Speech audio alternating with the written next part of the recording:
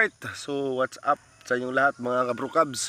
Isang mapagpalang araw sa inyong lahat. Magandang umaga, magandang tanghali, magandang gabi. Saan mga sulok kayo sa buong mundo na nanonood sa ating mga videos. So, maraming salamat po sa panonood. So, panibagong araw na naman, panibagong video tayo. So, update tayo sa ating paliya. Pero bago dyan, salamatan muna natin ating pong magkapal dahil binigyan tayo ng panibagong araw, panibagong buhay at panibagong pag-asa. So shout out sa lahat ng mga viewers natin. Maraming salamat po sa nanonood at nagsubaybay sa ating mga videos. At saka kay Ninang Flores Susupuba, kay Kuya Tatsuki B, no? Saka shout out din sa ating kaibigan si Tatay, Katatay TV. Yan. Saka kay Chris TV. Shout out din. Dol, mustamos, amigos.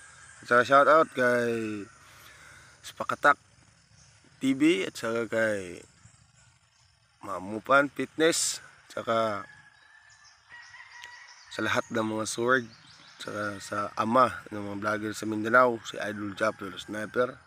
Shout out. Siyempre, yung kinokopyahan natin dito, si Jopel the Farmer, anak ni Matoy, nagwapo, suwito, ug may kahibalo, panayaw, saba, kaya nagtuon pa ko, iyo no. So update tayo sa ating paliha. Ayun, 4 days 4 days old ha, pakita ko sa inyo. So ito, nadiligan na to kahapon. Tapos ngayon magdidilig ulit tayo kasi ang init, grabe. Basta-basta yung init. So ayun. Ito, pakita ko sa inyo. Team 4 days old na pala. Ayan. Palayan natin. So meron na tayong nakikita dito na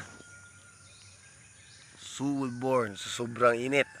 Ayan, ito, wala na to. Hindi na to makasurvive. Wala na to. Buti natin to. Meron na tayo na punla. Kung palit yan. So, ang gawin na lang natin, sis, papalitan na yan. Baka magkasakit pa yan at dalapo pa sa ibang tanim.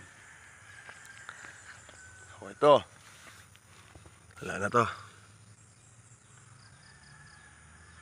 Para sa akin, wala na to kwenta. So, bubunutin ko.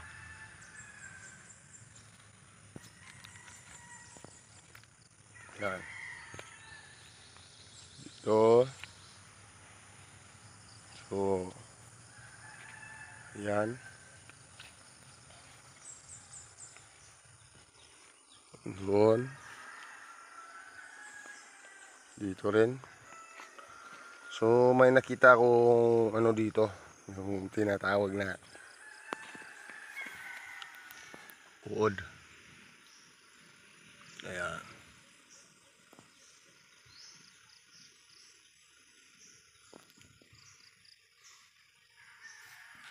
Kahapon, dilig ako. Siyempre. May nakikita ako mga kinain na uod. Hinti lang naman. So, di pa tayo nag-spray dito, no? Tsaka, hindi pa tayo nag-abono.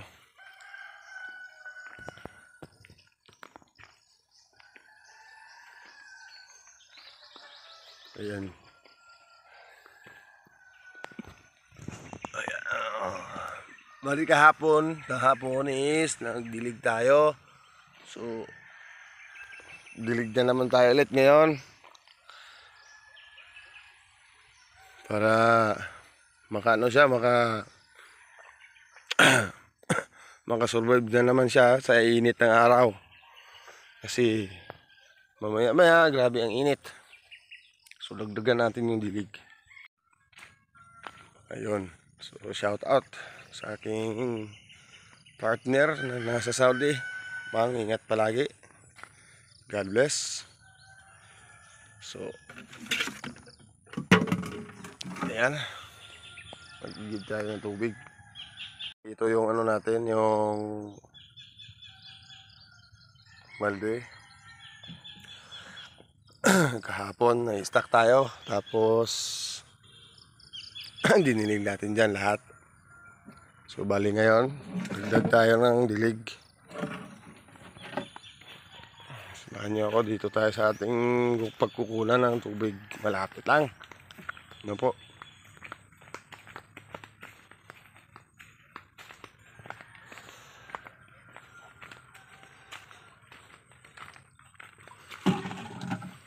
One hand tayo, mga bro.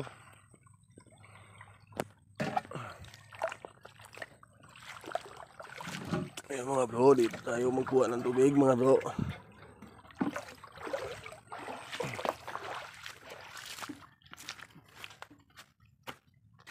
So bali, isang kamay lang ang gamitin ko kasi yung sa kanan lang. Kasi sa kaliwa ko napilay kahapon. Na-slide ako doon.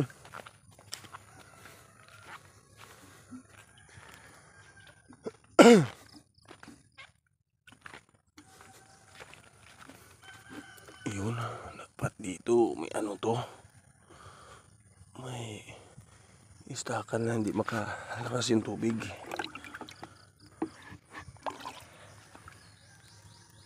Dilig natin dito lang sa gilid.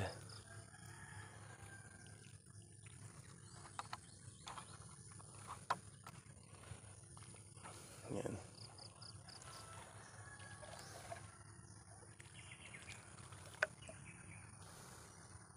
Dagdag lang. Huwag lang natin masobrahan sa tubig. Kamalanta. Pero pag ganitong stage, sabi ni Idol Jupel na farmer, may ano to? Anong tawag ito? Matakaw. Takaw na to. Lalo na ganitong init, grabe. So natin daily routine. So prevention, araw-araw basta mainit, tumatek. Umaga at saka hapon tayo magdidilig ng tubig para maganda yung tubo sa ating pananim, no po. Ganun lang. So hindi na tayo nagamit ng sprayer. Yung tawag ito, rigadula. Ang tawag yan, yung blue. Pakita ko kanina nasa balde. Hindi tayo gumamit nun. Ito na. Para mas madali. Okay lang yun pag bagong labas.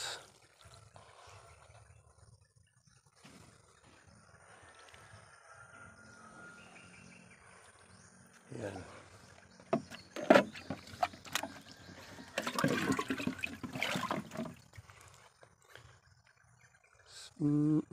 Pag nagkapira tayo, bili tayo ng hose, no? Yung hose na pinagkukunan ng ano dyan, tubig yung hose na yan, makikita yun. Punta yan doon sa bukid. So bali tatlong anong tawag nito? Kung bugas labag. Yung labag sa rolyo. Tatlong rolyo. O apat. Apat na rolyo para sa para sa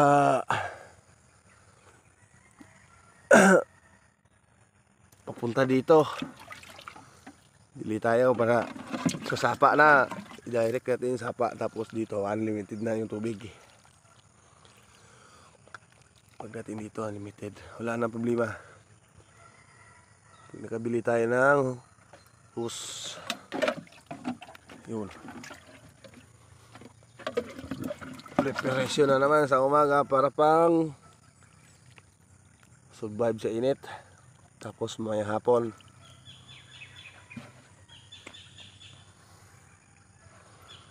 hindi na ako nagbasal dito banda, hindi ako nagbasal doon. Nagbasal ako sa kabila, doon sa dulo yan o.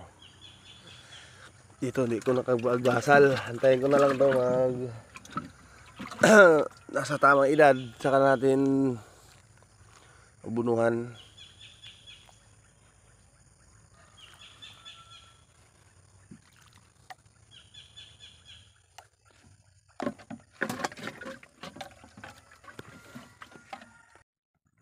So ito, maganda yung tubo. Ito pangit, hindi may sakit, pero natural lang yan dahil yan sa init. Dahil hindi ko binawasan dito. Bali kung magdilig, hindi niya nasisip-sip lahat. Pagdilig na nalabas dito, hindi hindi niya nasip-sip. So ang tendency, kulang siya sa tubig. Yun yung nangyari sa kanya. Nagka-soil board ito rin. So ginawa ko, binawasan ko dito sa gilid ang lupa, ganyan, para may maka-stack siya. Saka yung tubig may sip-sip niya. Yeah. So katulad dito, nabitak na. Bitak-bitak na. Ayan, nagbitak-bitak na. Kahapon, ano yan? Dinidiligan ko to kahapon. O ganyan tingnan nyo ha. O gano'n yung nangyayari. Wala siyang istakan. Doon ang tubig lalabas. Sayang, hindi niya nasisip-sip. Yun yung mali ko noong nakakarang araw. Saka sa pagtanim. Ayan halimbawa, ganyan. Matagal sa ilalim. Siyempre, ang init nasa ilalim, ang lamig nasa ibabaw. So hindi niya nakukuha yung lamig ng tubig. Hindi niya nahihigop lahat. Kasi hindi naka-stack yung tubig. Lang, sasayang lang. Banlas. Shout out sa lahat ng mga Bisaya. Ganyan dapat may istakan.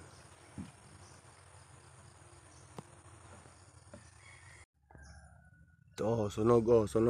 Ayan. Pero makasurvive pa yan. Ayan. Makasurvive pa yan. Kasi may istakan na sa gilid. Masisip-sip niya na yung dinidilig natin tubig.